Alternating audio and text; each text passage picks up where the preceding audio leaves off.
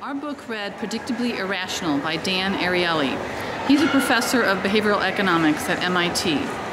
This book is a result of his experience with third-degree burns all over his body and the healing process he went through. He researched how people may misunderstand reality, thus misunderstand the consequences of their behavior in making decisions. From drinking coffee to losing weight, from buying a car to choosing a romantic partner, Ariely explains how to break through these systematic patterns of thought to make better decisions. Predictably Irrational will change the way you interact with the world, one small decision at a time.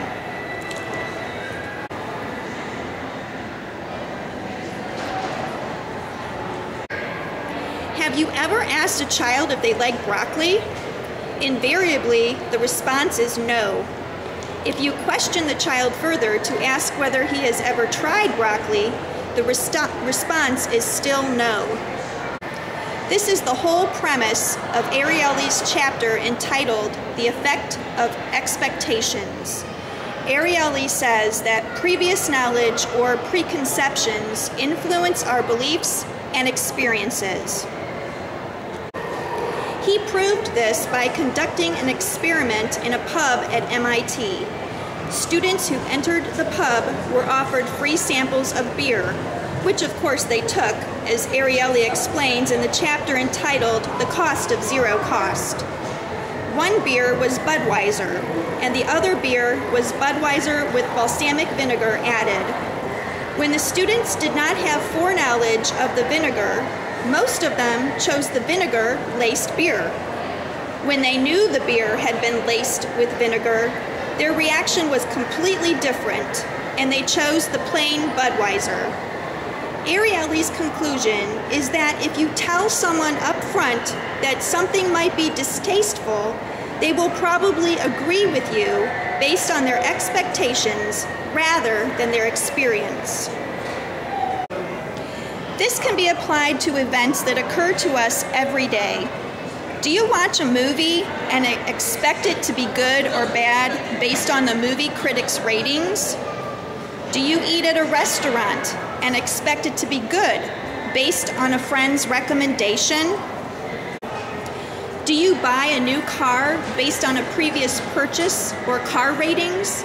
Ariely says it is not possible to eliminate our prior knowledge or preconceptions, but we can at least acknowledge that we are biased, and this can blind us to the truth.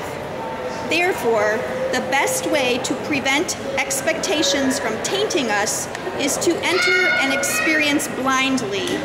This will help us to see the truth more clearly.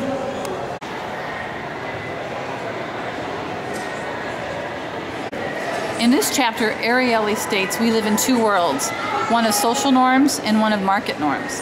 When these worlds are separate, things go smoothly. When they collide, trouble sets in.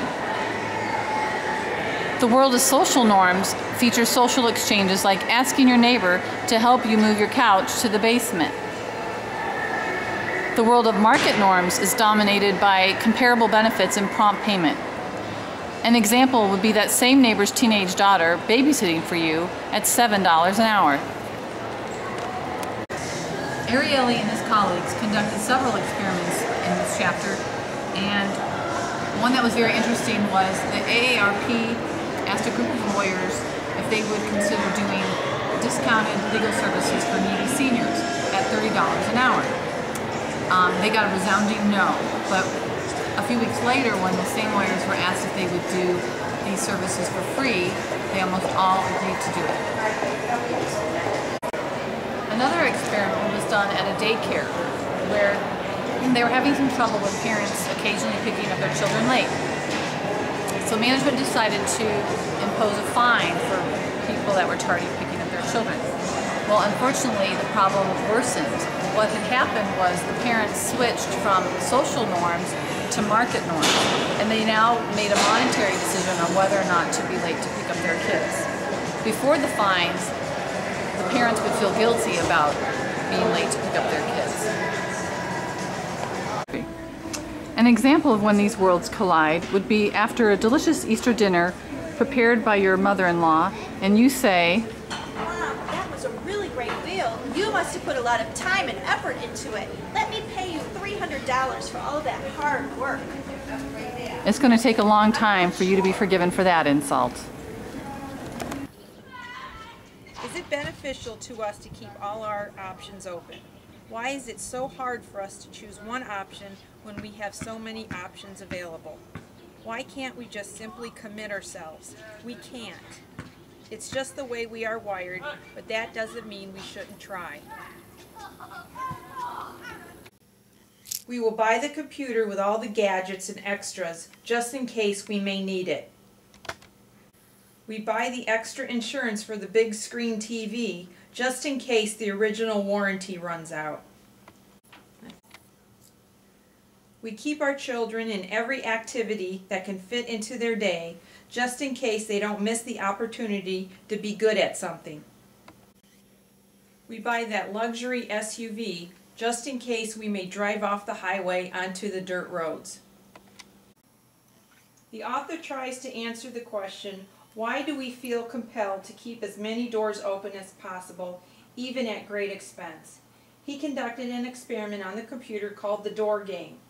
In this game, he hoped to find out how long and at what expense people would keep their options or their doors open.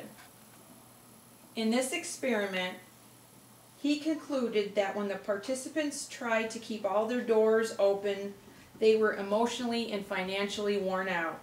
We need to start closing some of our doors. We need to stop the irrational compulsion to keep all our doors open. In the movie Gone with the Wind, when Rhett Butler, after enduring too much from Scarlett and finally having his fill, says, "Frankly, my dear, I don't give a damn."